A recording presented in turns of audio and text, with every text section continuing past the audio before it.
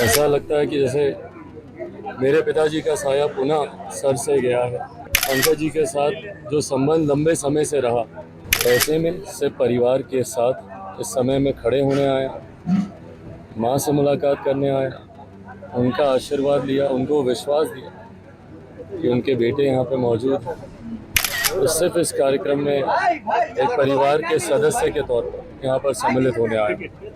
बेटा कितना भी बड़ा हो जाए और जब पिता जाते हैं तो सही मायनों में जिम्मेदारी कंधों पर आती है। गोपालगंज के बॉलीवुड अभिनेता पंकज त्रिपाठी के पिता के श्राद्ध क्रम में लोक जनशक्ति पार्टी रामविलास के राष्ट्रीय अध्यक्ष सह सांसद चिराग पासवान बरौली प्रखंड के बेलसंड गांव पहुंचे।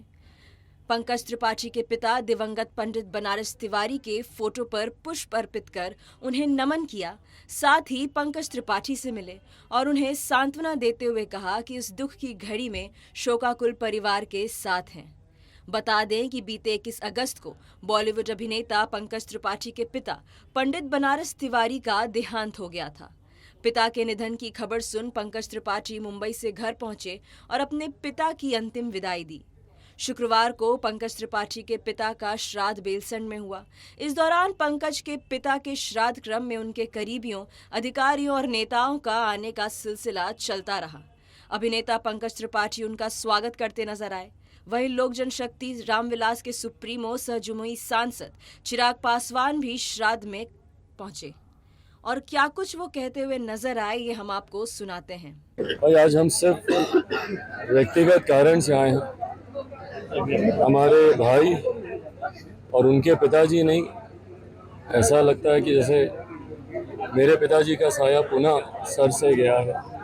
इनके साथ, पंकज जी के साथ जो संबंध लंबे समय से रहा, बाबूजी से मुलाकात तो खैर नहीं, पर जब ये जानकारी मिली कि वो इस दुनिया में नहीं है, तो सिर्फ एक परिवार का सदस्य बनकर, क्योंकि इन भावनाओं को मैं समझ सकता हूँ, बेटा कितना भी बड़ा हो जाए और जब पिता जाते हैं तो सही मायनों में जिम्मेदारी कंधों पर आती है।